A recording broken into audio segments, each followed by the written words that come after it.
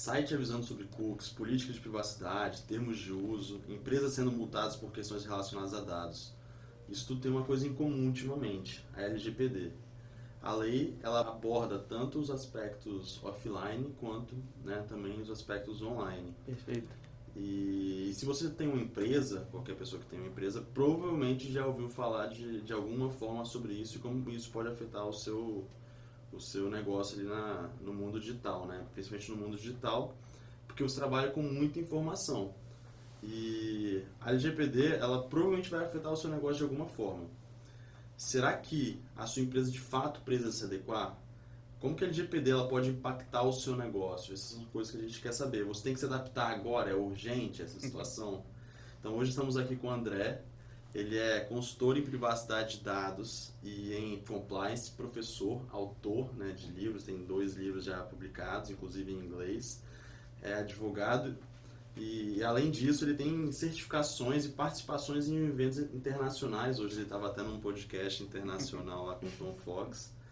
E, em resumo, ele é um especialista e referência em LGPD tanto no Espírito Santo quanto no Brasil. Ele vai nos ajudar agora a entender um pouco mais sobre como a LGPD, a Lei Geral de Proteção de Dados, afeta os nossos negócios. Perfeito. Eu sou a Marina. Eu sou o Mário. E esse é o Nós Digitais, trazendo informações úteis para um digital mais eficiente.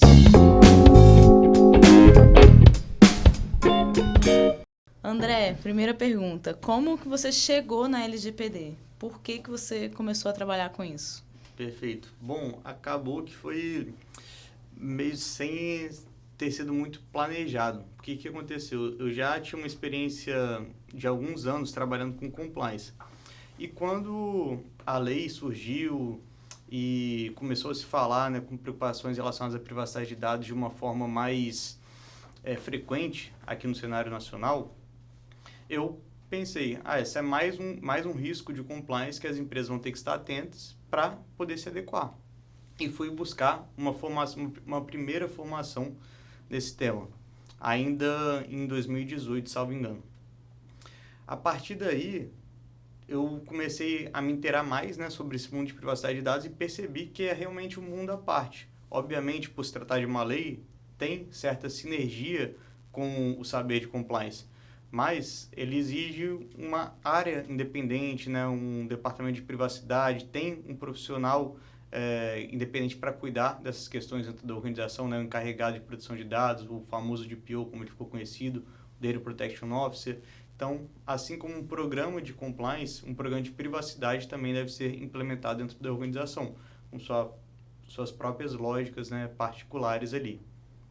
Legal. E por que você escolheu trabalhar com isso? Bom, como eu havia dito, né, eu achei que seria mais um risco que eu teria que ajudar meus clientes a se adequar, né, mitigar, poder tratar esses riscos. Uhum. E quando eu vi que tinha todo esse mundo à parte, né, que era um serviço independente que deveria ser feito, eu comecei a me especializar um pouco mais sobre o tema e cada vez mais fui me envolvendo, principalmente pelas implicações que essa área possui. Então, por exemplo, a gente tem alguns casos, né, são de certa forma recentes, como por exemplo o caso da Cambridge Analytica, na qual uma empresa, né, britânica, ela utilizava dados coletados via Facebook para tentar influenciar, né, em pleitos populares, em eleições em diversos continentes, na Ásia, na África, América Latina, na América do Norte, na própria Europa, né, ela também atuou na decisão sobre o Brexit. Então, e além disso, outras questões relacionadas como, por exemplo, vigilância em massa, a capacidade prejudicial que uma tecnologia de reconhecimento facial pode trazer, por exemplo. Obviamente existem muitos benefícios, como por exemplo, encontrar pessoas desaparecidas, persecução criminal, mas também pode ser utilizado para perseguir grupos políticos ou minorias, como a China vem fazendo em Hong Kong, por exemplo. Então, por conta do impacto que eu fui percebendo que essa área possui, talvez no nosso próprio futuro, né, no futuro que nós queremos construir como humanidade, eu fui me interessando cada vez mais e buscando me especializar nesse tema. Até aproveitando de falar sobre a sua especialização, A gente acabou não perguntando, né? A gente apresentou você e você acabou não se apresentando. Fala um pouquinho sobre quem é André e por que você já explicou um pouquinho sobre você, mas sobre como você foi parar na parte LGPD, mas se você tinha essa percepção também que você ia se tornar uma referência nessa área, principalmente por você estar até tão jovem, né? Hoje você atua como consultor até em outros escritórios de advocacia. Perfeito. Bom, eu não tinha essa percepção. Como eu falei, eu esperava que seria mais um risco que eu teria que auxiliar os clientes a mitigar e tratar. E acho que foi uma consequência de eu buscar sempre, né, e sigo fazendo isso, ofertar o melhor serviço, né, para os nossos clientes. Então, eu acabei buscando, depois dessa especialização inicial, né, cada vez mais os cursos que eram referências. Então, eu fui buscar um curso da International Association of Privacy Professionals, a IAPP, que hoje é mais reconhecido do globo. Fiz o curso deles de Privacy Program Management, que é exatamente isso que a gente auxilia a implementar e a gestão de um programa de privacidade. Fui buscar a certificação de excelência profissional internacional que eles possuem. Então, eu acho que essa busca por prestar o melhor serviço possível para os clientes acabou gerando de uma forma natural esse tipo de reconhecimento, convite para participar desses eventos, né, inclusive internacionais, como você comentou, e os convites para participar, né, em pós-graduação, inclusive educação executiva, e acabou acontecendo de uma forma natural no âmbito dessa busca de estar sempre melhorando para prestar o melhor serviço possível. Mas vamos tentar sair do anonimato, né, nesse mundo de anonimidade de dados. Quem que é André Paris? Bom, eu me graduei em Direito, mas hoje eu trabalho com duas áreas, né, em que você não precisa ser graduado em Direito para poder atuar nelas, né. A gente tem profissionais de contabilidade, engenheiros, profissionais que oriundos de graduações relacionadas à comunicação, por exemplo, também, que é a parte de consultoria em compliance, consultoria em privacidade de dados. Eu entrei nesse mundo do compliance conectado com a minha atuação inicial no direito, que era relacionada à advocacia criminal, mais a crimes de colarinho branco, a direito penal econômico. Uhum. E eu fui percebendo, né, que a gente atuava muito no contencioso, ou seja, depois que os riscos já haviam se materializado. E aí o compliance ele se apresentou com a possibilidade de atuar na prevenção, na mitigação desses riscos e talvez, né, até na possibilidade deles nem virem a se materializar.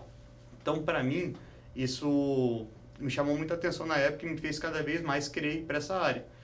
Eu comecei a estudar mais, escrevi um livro sobre o tema, comecei a atuar auxiliando as empresas a implementarem, a gerirem um programa de compliance. A partir daí, eu também, no âmbito de compliance, fui buscar uma formação, né, adequada pela SCCE, que foi a Society of Corporate Compliance and Ethics, que por sua vez é a associação de profissionais de compliance mais respeitada do mundo.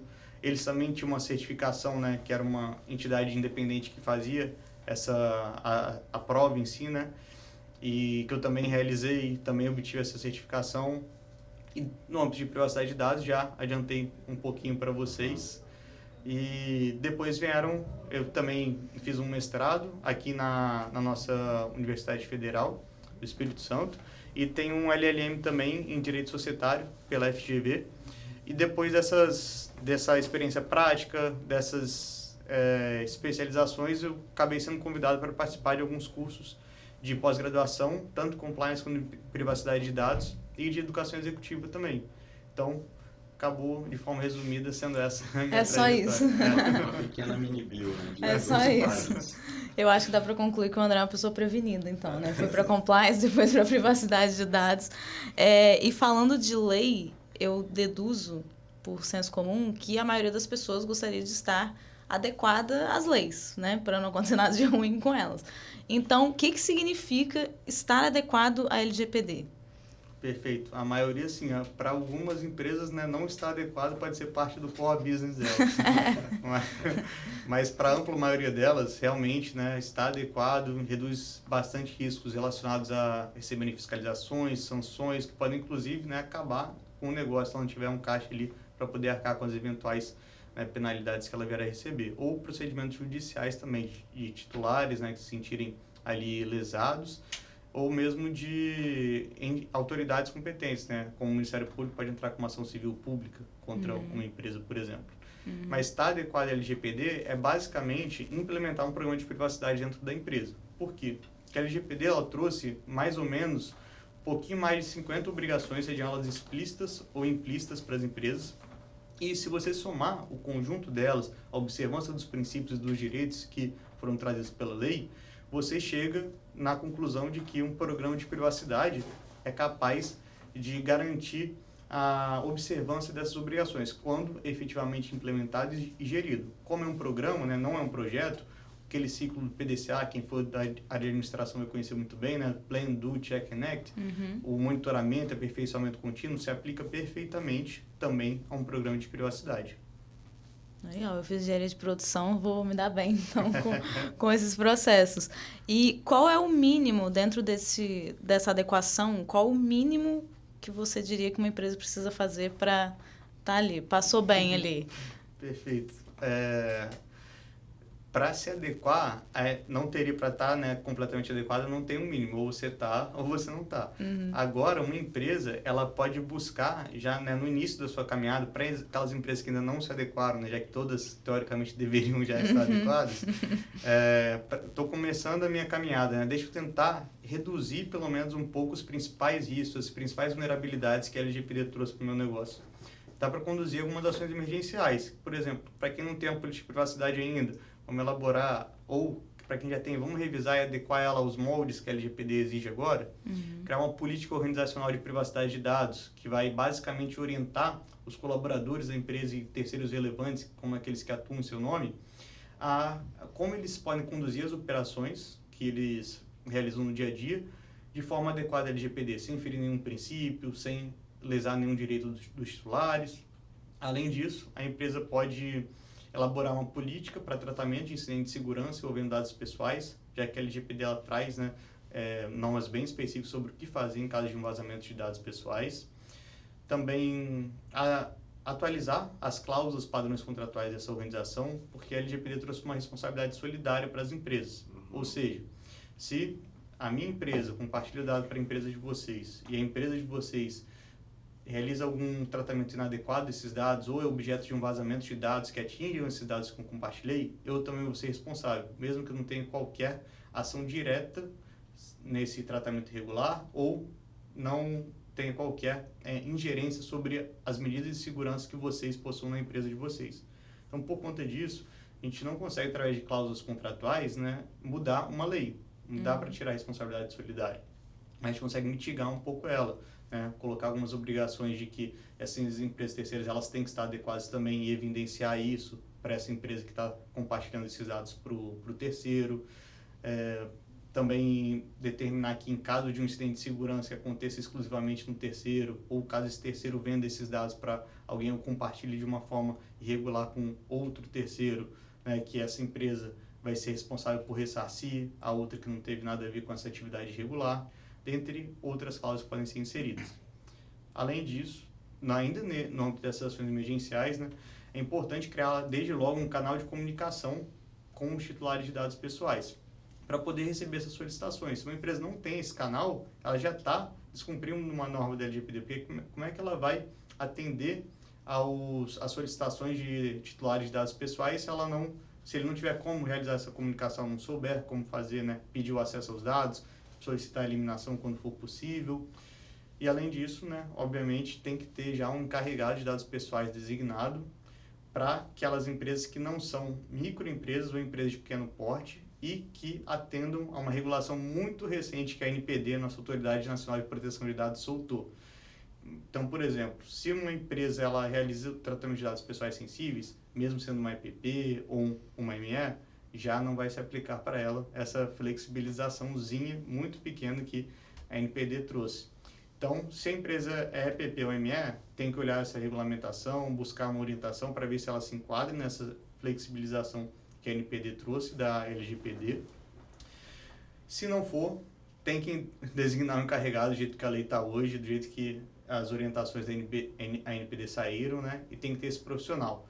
Não tê-lo já é um descumprimento da lei, já gera vulnerabilidade para a empresa, possibilidade de receber ação judicial, possibilidade de receber fiscalização e sanção da nossa NPD ou de outras autoridades, como a gente tem visto. O Ministério Público, PROCON estadual, sempre tentando pegar uma beirinha ali das empresas. Ferrou.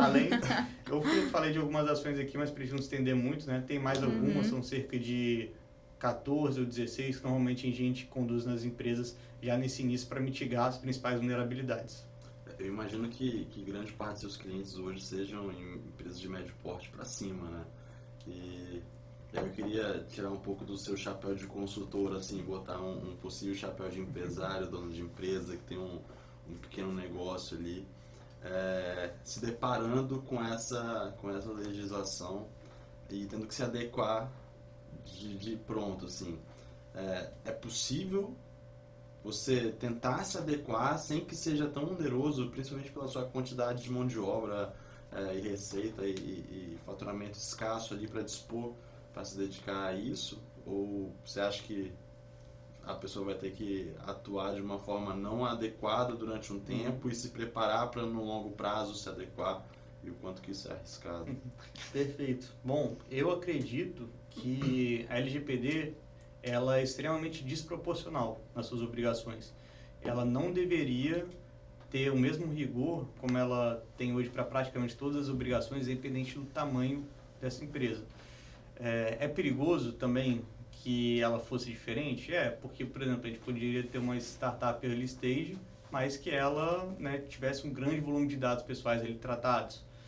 Mas eu acredito que, do jeito que ela foi feita, acabou ficando pior mesmo com esses riscos, como esse que eu comentei.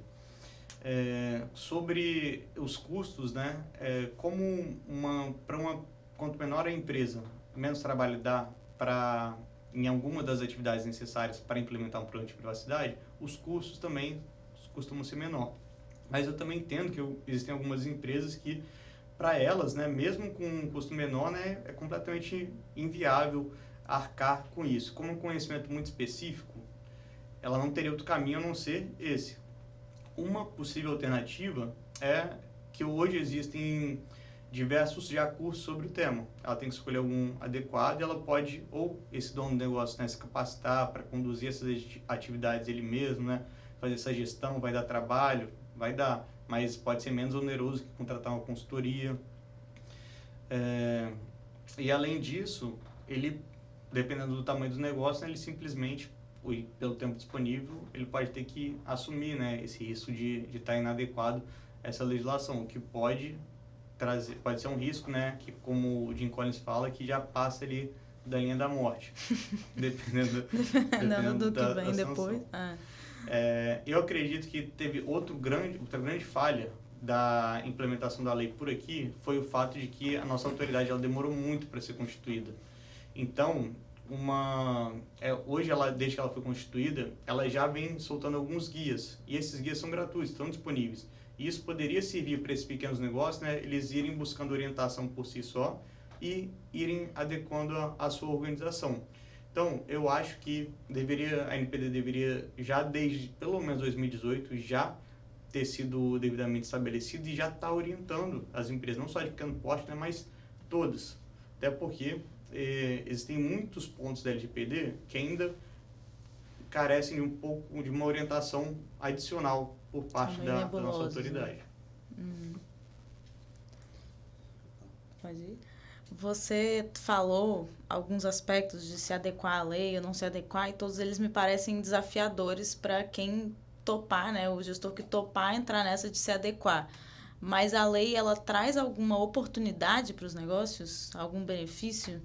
Sem dúvida, apesar desses grandes desafios, né, as empresas que se adequarem, por exemplo, principalmente aquelas empresas que possuem seu negócio direcionado, né, através de dados, a LGPD, por ser necessário você fazer um mapeamento inicial de todos os dados pessoais envolvidos na sua operação para você poder se adequar de uma forma adequada, para você poder elaborar inventário de dados e de atividades de tratamento, você precisa conhecer quais são os dados pessoais envolvidos em cada uma das minhas operações, qual o fluxo de dados essas informações percorrem durante as minhas atividades, né? Da onde eles chegam, como eu coleto eles, onde é que eu armazeno, para qual terceiro eles vão, eles retornam desse terceiro, eles são eventualmente eliminados ou não. Isso gera, obviamente, um conhecimento maior, né, um nível maior de governança de dados. E isso para empresas, né, que são data-driven é muito relevante para elas. Você ter dados atualizados, você saber onde encontrar os seus dados, vai te auxiliar muito no seu processo de tomada de decisão. Não adianta nada você estar utilizando os dados que você possui na sua base para tomar decisões essenciais para o seu negócio, extremamente relevantes, se você está usando dados desatualizados. Eu quero saber qual é o perfil do meu cliente, né? Deixa eu avaliar então aqui qual que é a idade média deles ou qual que é o gênero deles. Se esses dados são de 3 meses atrás, eu estou pegando de uma base que está desatualizada, por exemplo. Então, você conhecer melhor os seus dados auxilia a uma governança de dados, ter uma governança de dados maior, processos de tomada de decisão melhores e, obviamente, uma gestão melhor do seu negócio. Além disso, você também é capaz de atrair e reter talentos. Porque cada vez mais a gente tem visto, né, as novas gerações preocupadas não só, né, com questões financeiras na hora de escolher qual cargo vão ocupar. A gente tem visto também diversos ex-colaboradores, né, de grandes empresas de tecnologias que estão pedindo demissão e depois expondo diversos desrespeitos a direitos titulares de dados, como a gente viu recentemente, né, com o Facebook e outras Big Techs. Então, acredito que ter esse respeito, né, estar sempre adequados com a lei, ter integridade, ter ética na forma de fazer negócio, isso contribui para a longevidade do negócio e para você atrair pessoas que vão ser mais ter mais afinidade com o seu negócio, né? Gostar mais de trabalhar com você, e isso para qualquer negócio é muito bom, né? Já que no fim das contas são ainda hoje, né? Ainda não temos robôs que fazem isso, mas são pessoas que vão gerir o negócio. Se eu pudesse falar mais uma ou duas benefícios ou oportunidades que esse AD4 traz, a gente teria, por exemplo, também talvez um diferencial competitivo para empresas. Okay. Por quê? Lembra que eu falei para vocês da responsabilidade solidária que existe? Que as empresas vão começar a exigir cada vez mais que seus terceiros estejam adequados ao LGPD para reduzir o seu próprio risco? Sim. Não talvez porque elas estejam muito preocupadas com os direitos dos titulares em si, né? Mas porque eu não quero ser fiscalizado, não quero receber uma sanção por conta de algo que algum terceiro meu fez. Então, elas vão começar a cobrar desses terceiros, cadê sua adequação? Te dei um prazo, você ainda não está adequado, não está evidenciando. Enquanto isso, a empresa está fazendo o quê? Procurando outros terceiros que vão estar adequados para poder contratar. Se sua empresa estiver adequada enquanto os outros terceiros não estão, isso pode gerar uma oportunidade de negócio para vocês. E para a empresa também ter parceiros de negócio, né, mais adequados com a lei, éticos, mais transparentes. Então, eu acho que essas oportunidades podem surgir para aquelas empresas que se adequarem, além dos desafios, né, que a lei trouxe. Um pouco semelhante até um pouco ao que você fez, né? Você estava preparado ali quando as empresas levantaram a mão, preciso de um consultor sobre essa área, assim, sobre a lei geral de proteção de dados. Eu estou aqui, consigo ajudar todos vocês. Acho que gera uma vantagem competitiva que, ao meu ver, não seria a melhor coisa do mundo, mas, de fato, se adequar à legislação é um fator importante, principalmente quando você tem essa responsabilidade solidária. A gente falou aqui até agora um pouco sobre o âmbito empresarial, e aí eu queria mudar um pouquinho o foco nesse ponto, como é que a LGPD afeta de fato o usuário, e tentar abordar alguns pontos aqui, o que muda para o usuário, o que melhora ou piora para ele. Perfeito. Eu acredito que uma das grandes mudanças que a LGPD trouxe e vai trazer ainda para os titulares de dados, para nós usuários de serviços ou produtos, é a possibilidade da gente ter um poder de decisão sobre o que é feito com os nossos dados pessoais.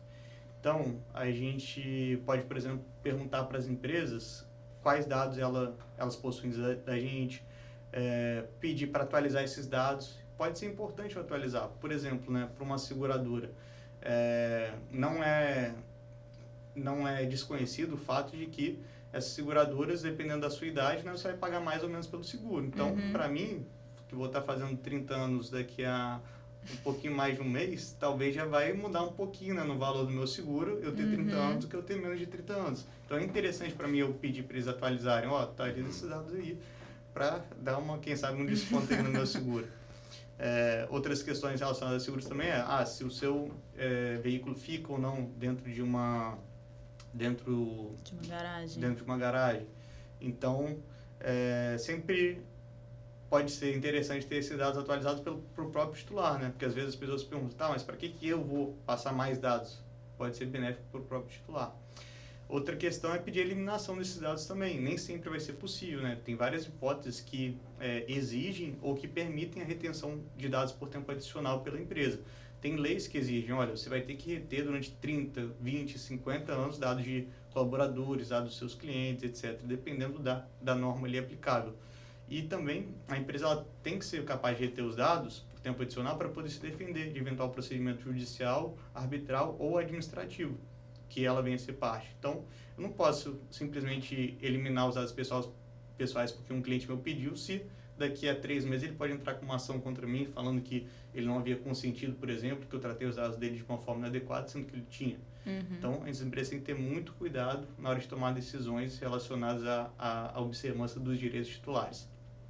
Outra questão muito importante, está relacionada aos princípios que a LGPD trouxe, que seja referente ao princípio da transparência.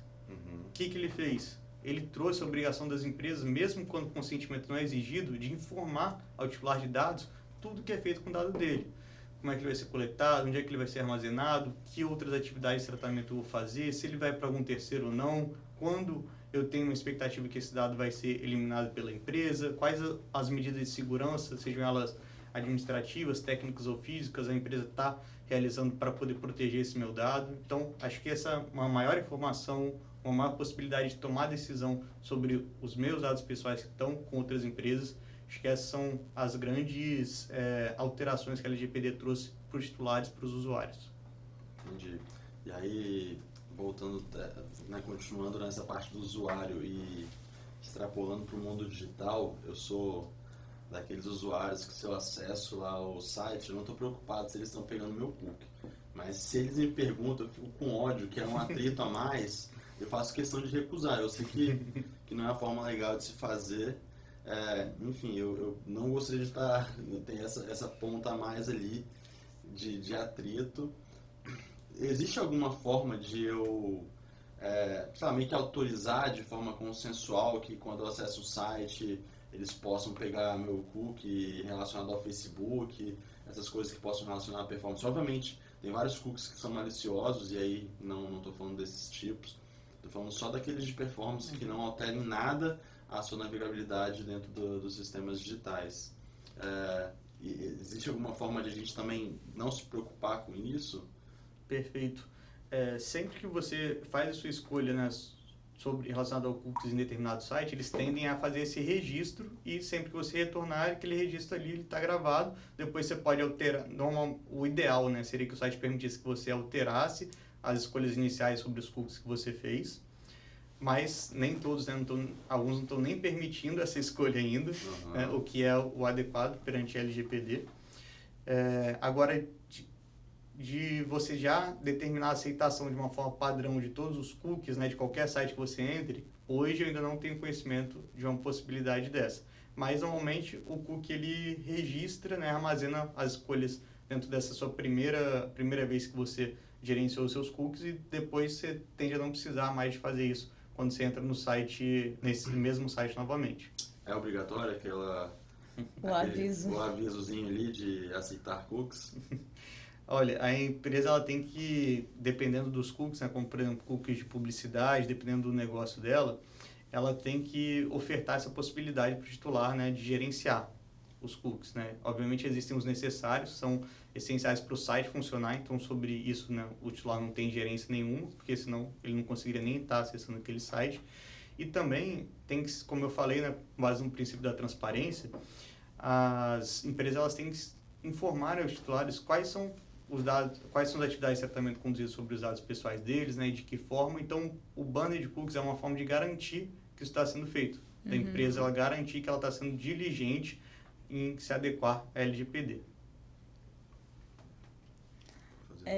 Vou para a última pergunta agora. A gente escuta falar de LGPD já tem uns 2 anos, 3 anos. Eu não lembro quando que começou, mas passou a vigorar há pouco tempo também, né? E aí todo mundo começa a falar, todo mundo não, mas muitas pessoas começam a falar, você ouve notícias, você vê na rede social, dá pitaco. e aparece um monte de coisa e às vezes a gente não sabe nem por onde começar e o que seguir, né? O que é o certo a ser seguido. Aí eu queria saber qual o pior conselho que você já escutou alguém dar sobre a LGPD para ninguém mais cair nele. Nossa, esse aí é até um pouco difícil, porque, infelizmente, várias pessoas viram uma oportunidade, né, de vender serviços nesse mercado. Então, o número de especialistas, né, em tão pouco tempo que a lei está vigente, aumentou de uma forma absurda. E especialistas aí, entre aspas, né? Então, infelizmente, a gente tem visto alguns casos de desinformação sendo dada por supostos especialistas. Então, por exemplo, em determinado cliente que nós atendemos, eles haviam sido recomendados a sempre obter o consentimento do titular de dados pessoais para qualquer atividade de tratamento que eles forem realizar. Só que o consentimento, a autorização do titular, né, livre, inequívoca e informada para o tratamento dos seus dados, é só uma das bases legais que a LGPD trouxe. Base legal, para quem ainda não sabe, é simplesmente uma hipótese de autorização para você realizar o tratamento de um titular. Então, além do consentimento, a gente tem, por exemplo, autorização para conduzir atividades de tratamento sobre dados pessoais, e atividades de tratamento, né, entrando nesse conceito também, é basicamente qualquer coisa que você faça com dado pessoal, desde a coleta, armazenamento, transferência, análise, reprodução, até a própria eliminação do dado, ou seja, todo o ciclo de vida do dado pessoal. Também, as hipóteses autorizativas têm como exemplos a possibilidade de, vou conduzir uma atividade de tratamento porque eu preciso fazer isso, já que uma lei ou uma norma regulatória está me exigindo. Você tem que fazer, não tem para onde ir. E isso está expressamente previsto como uma possibilidade na própria LGPD. Vou realizar essa atividade de tratamento para cumprir determinado contrato que eu celebrei com o titular, prestar o serviço, fornecer o produto. Você não precisa do consentimento dele para isso. Então, o consentimento, ele é uma base legal que ela, dependendo de como funciona o seu negócio, ela vai ser muito raramente utilizada. E ela é muito frágil. Por quê? Porque o titular ele tem o direito de revogar o consentimento a qualquer momento. Então, você imagina, por exemplo, se você exige o consentimento do titular para qualquer atividade, você tem que conceder também para ele a possibilidade de revogar. De não querer mais. E faz sentido, se você está prestando serviço para um titular, ele ser capaz de revogar esse consentimento, e você vai revogar, não vai utilizar os dados dele, mas sem os dados você não consegue, por exemplo, enviar o produto que ele comprou. Não sei para qual endereço eu enviar, ele revogou o consentimento. Então, faz pouco sentido algumas orientações, entre aspas, que estão sendo dadas, e elas podem ser muito temerárias e gerar muito mais burocracia do que a LGPD efetivamente exige. A LGPD, algumas pessoas têm muito receio sobre ela, achando que muitos processos adicionais vão ser criados, que isso vai entravar as operações. Quando ela é aplicada de uma forma efetiva, um programa de privacidade é implementado de uma forma efetiva, ele está atento às operações da empresa, como elas são conduzidas, para não gerar esses atritos, qualquer burocracia desnecessária, como esse exemplo, por exemplo, geraria. Imagina, você que tem vários clientes, você tem que pegar o consentimento de todos eles para fornecer o seu serviço, o seu produto, sendo que o cliente está contratando isso, faz pouco sentido. E seria ainda mais desproporcional do que algumas obrigações da lei são. Meu Deus do céu. Complexo, hein? É isso que eu ia falar. Eu acho que a LGPD ela é mais complexa do que a gente pode imaginar. E ainda bem que existe o André para ajudar a gente a esclarecer esses pontos. Isso que eu ia falar. Se eu fosse vocês, eu ia lá, quando a André abrisse a caixinha de perguntas, enchesse ele de perguntas ali, porque tem muita coisa. Difícil. A gente passou aqui alguns minutos aqui, já aprendeu muito com ele. Já foi uma quantidade de conteúdo gigantesco. Mas eu acho que a gente tem que sair um pouquinho dessa bolha de conteúdo. A gente passa por isso também, é importante a gente estar fazendo isso. Só que a gente queria conhecer um pouquinho mais sobre o André Paris, né? Um aspecto mais humano, a gente sabe que não tem diferença disso também. Mas o que mais te motiva a evoluir na vida? Pergunta bate-bola, assim, coisa rápida. O que mais te motiva a evoluir na vida? Eu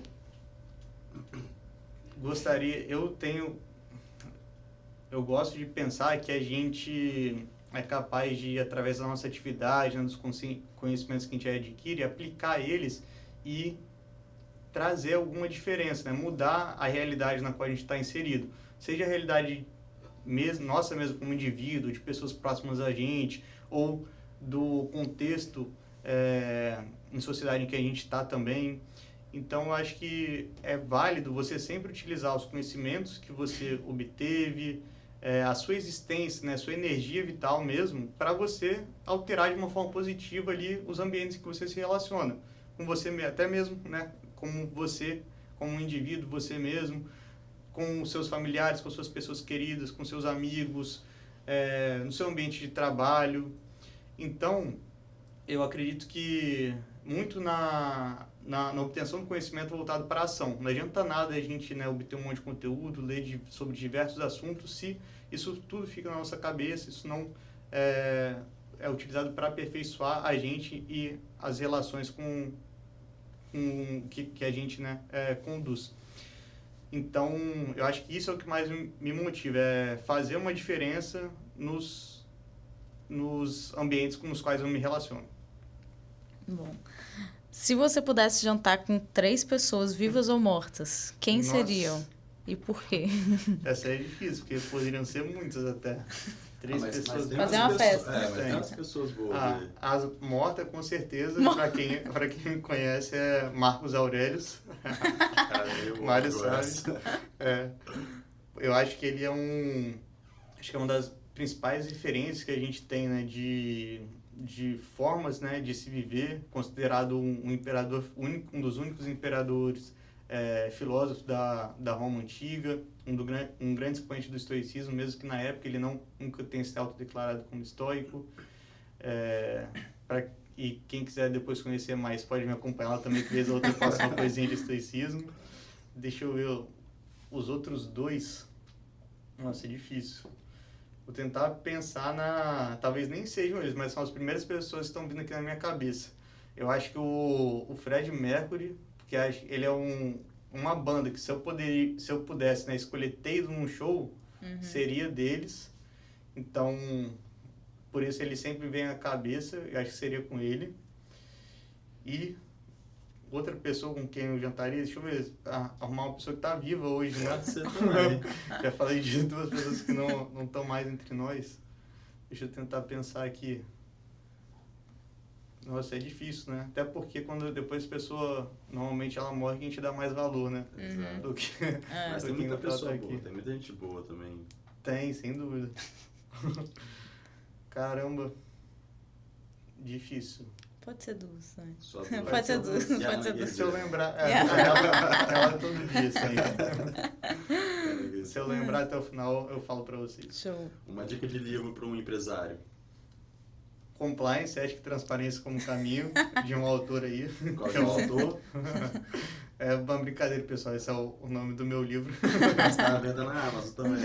Quem quiser.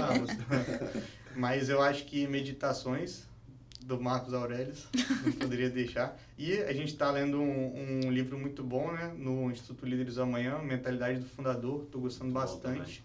Vencedores por Opção, que a gente deu do Jim Collins também. Achei fantástico. E Encontre o Seu Porquê, do Simon Sinek também. Acho bem interessante. Todos os livros são muito bons. Esse último eu já vi muita palestra do Simon Sinek, mas eu nunca li o livro dele. É como se eu sentisse que eu tivesse lido, de tanto que eu já vi palestra dele no YouTube. Agora, pra gente fechar mesmo, qual foi a última coisa que você aprendeu? Qualquer coisa. Última coisa que eu aprendi... Pode ser uma coisa boba ou alguma coisa complexa. Não é complexo, não.